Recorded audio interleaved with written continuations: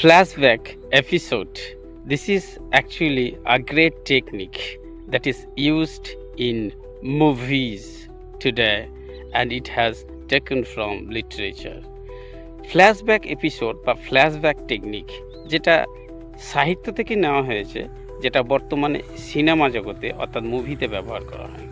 Flashback হলো একটা technique যেখানে আমাদেরকে কোনো অতীতে নিয়ে চলে যায়, অর্থাৎ অতীত জীবনের ঘটনাকে দেখানো হয় বর্তমান পরিস্থিতিতে থাকতে থাকতে বা বর্তমান ঘটনাকে দেখাতে দেখাতে আমাদেরকে অতীতের ঘটনাতে নিয়ে চলে যায়।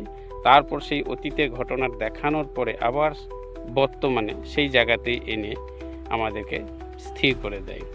তো এই যে টেকনিক, এটাকে বলা হয় ফ্ল্যাশব্যাক এপিসোড বা ফ্ল্যাশব্যাক টেকনিক, যেটা সিনেমাতে খুব সুন্দরভাবে এটা ব্যবহার করা হয়। এতে সিনেমাটা রিচ অনেক বেড়ে যায় এবং সিনেমাটা দেখতেও ভালো লাগে, লাইফ লাগে। যে সেন্ট্রাল ফিগার সিনেমার যে হিরো, সেই হিরোকে হয়তো দেখা যায় প্রথম সিনে হয়তো দেখায় যে সে হত্যা করেছে কয়েকজনকে।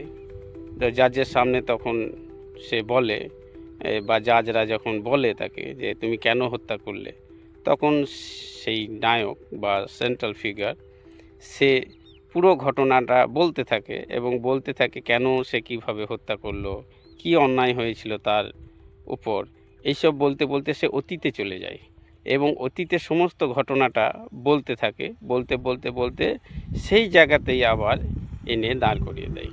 অর্থাৎ কোনো সিনেমা হয় যে গোটা সিনেমাটাই দেখা যায় ফ্ল্যাশব্যাক এপিসোডের মাধ্যমেই শেষ হয়ে যাচ্ছে।